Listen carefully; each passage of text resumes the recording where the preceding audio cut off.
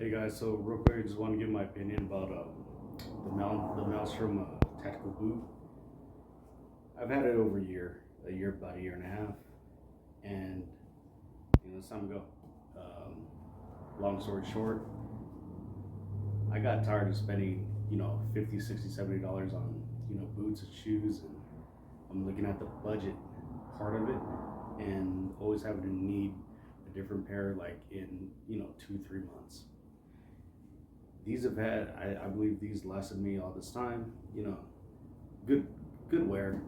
I've never really dusted them off. I've worn them maybe once or twice when it was raining, never brushed them off, never cleaned them. They are suede and canvas. I never oiled the suede at all. But, I mean, overall, yeah, it's a good boot. What I liked about it in the beginning is it was kind of firm right here, and for people who need more support, this really isn't cutting it. So I started stepping up my game, buying some better boots and stuff, and better boots, better shoes and stuff. But as for this one right here, yeah, it's a year and a half old. I did put some extra inserts in it. One of the biggest things I've heard word on the street is they run small, order a full size bigger. That wasn't the case. I wear a 10 wide, and in this they didn't have a wide, so I just ordered the 10. Still plenty of room. The original insole that was in there, it's still in there now. I just put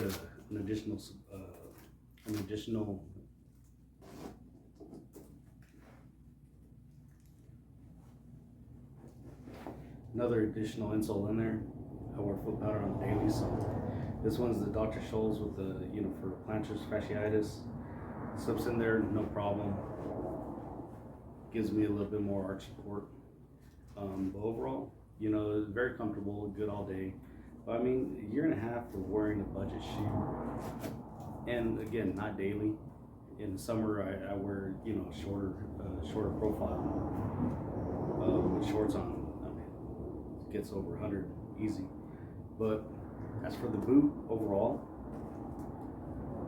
why is it budget? Pure and simple. It's the suede. It's not full grain leather. In here, you got your little toe cap. That's probably plastic. We cut this in half. The back ankle support is probably the same thing.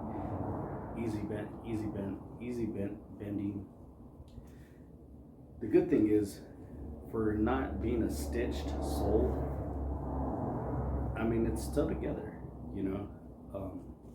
again, in the summertime, when it reaches 100, 110, you start seeing the delaminations with the glue and stuff.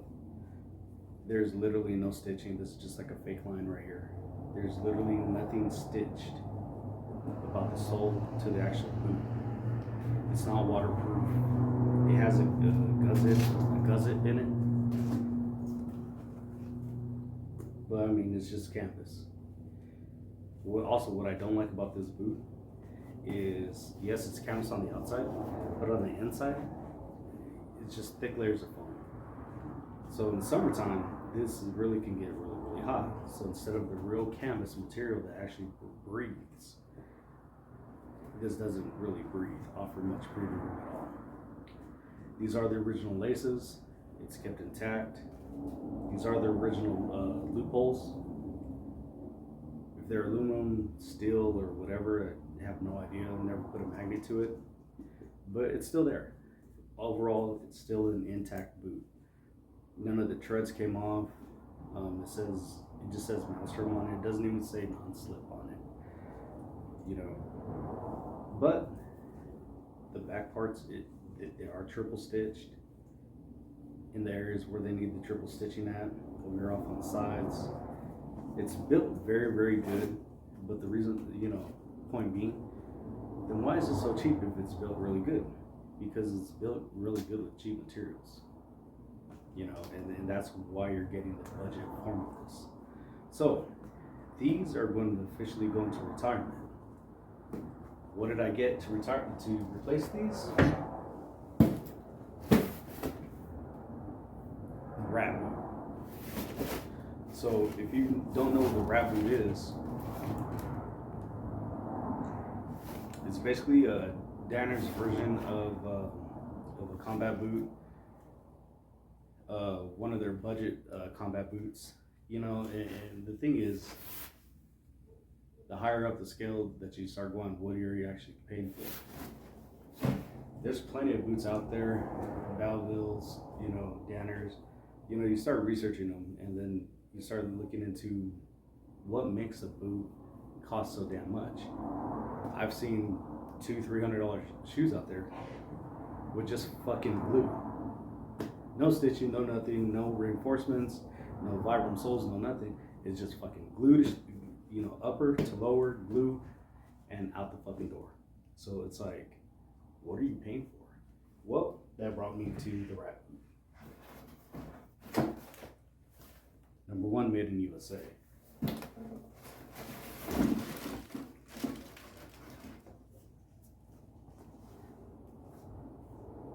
Steel shank, Vibram sole, Goodyear Welp, real breathable canvas, real leather up on here, up on top, you know, along the sides, real canvas.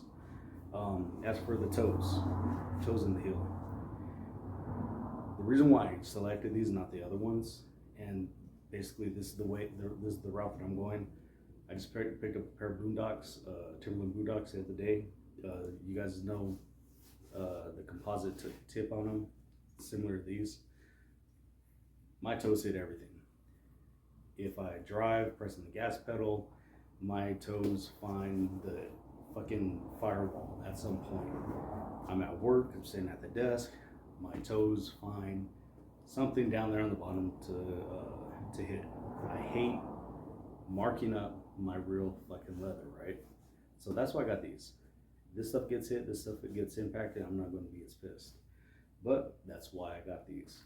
Now, again, Goodyear Welt all the way around. The thing that I like about this, that this does not have, and I have to check with the other Danner lines just to make sure, but it's just double stitched all the way around. It just has double stitched, consistent double stitched everything, versus the triple stitch. Now I don't know why that is.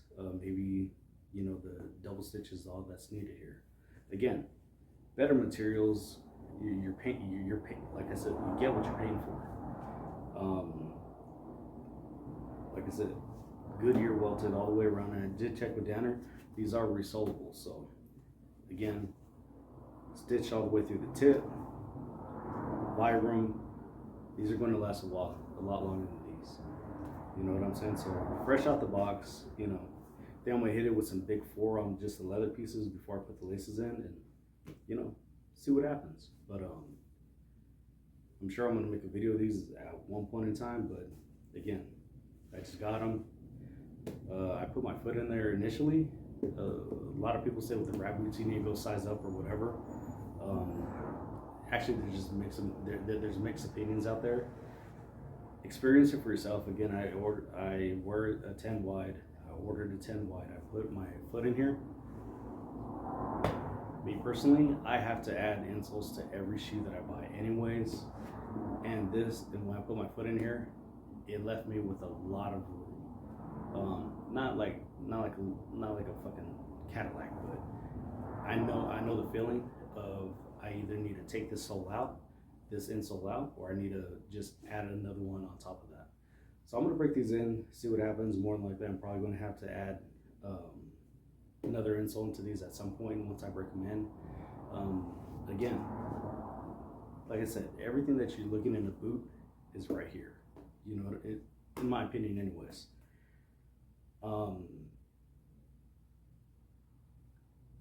Yeah.